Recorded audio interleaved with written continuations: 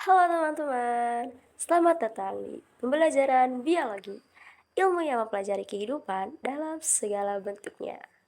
Pada video kali ini, kita akan menjelajahi ruang lingkup biologi. Pertama, mulai dari hakikat biologi sebagai ilmu, cabang-cabangnya yang menarik, manfaatnya dalam kehidupan, tingkatan organisasi kehidupan dari molekul sampai biosfer, hingga bagaimana ilmuwan bekerja melalui metode ilmiah dengan aman di laboratorium. Yuk kita bahas bareng-bareng.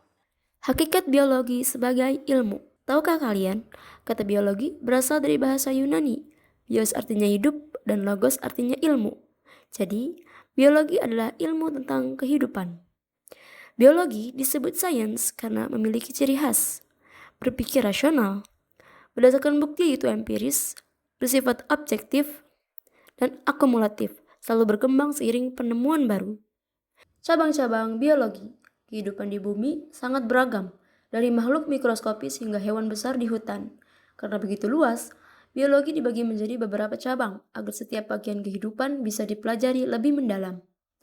Ada botani yang mempelajari tumbuhan, zoologi yang meneliti hewan, mikrobiologi tentang makhluk kecil seperti bakteri dan virus, genetika membahas pewarisan sifat dan DNA kita.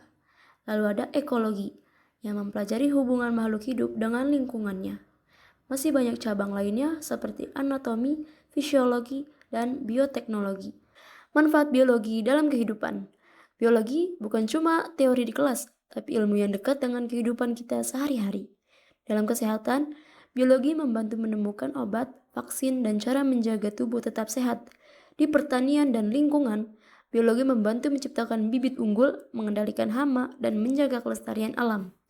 Bahkan di teknologi, biologi melahirkan inovasi seperti bioteknologi dan bioplastik ramah lingkungan. Tingkatan organisasi kehidupan. Kehidupan di bumi tersusun secara bertingkat, dari yang paling kecil hingga yang paling kompleks. Dimulai dari molekul, seperti DNA dan protein, lalu membentuk sel, unit dasar kehidupan. Sel-sel sejenis membentuk jaringan, yang kemudian menyusun organ, seperti jantung atau daun.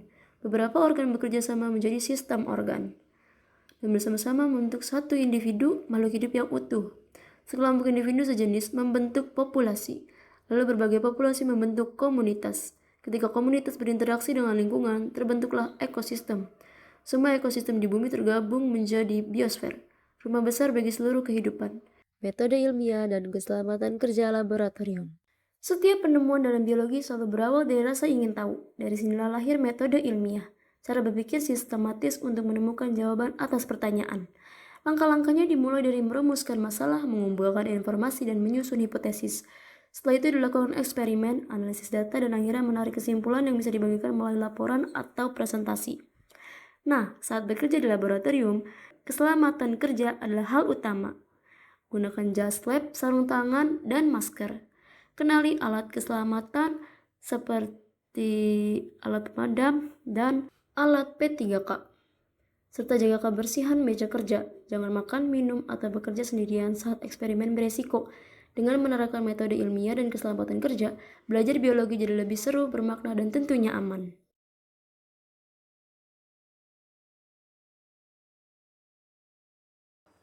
Wah, seru banget ya pembahasan kita hari ini. Kita sudah mengenal biologi dari berbagai sisi, mulai dari hakikatnya sebagai ilmu, cabang-cabangnya yang luas, manfaatnya dalam kehidupan, hingga cara bagaimana ilmuwan bekerja melalui metode ilmiah dan pentingnya keselamatan di laboratorium. Sekarang, kamu pasti semakin sadar ya bahwa biologi bukan cuma tentang hafalan, tapi tentang memahami kehidupan dan menjaga keseimbangannya. Terima kasih sudah belajar bersama hari ini. Jangan lupa untuk like, subscribe, dan share biar makin banyak teman yang belajar bareng kita. Sampai jumpa di video biologi selanjutnya. Tetap semangat jadi peneliti kehidupan muda.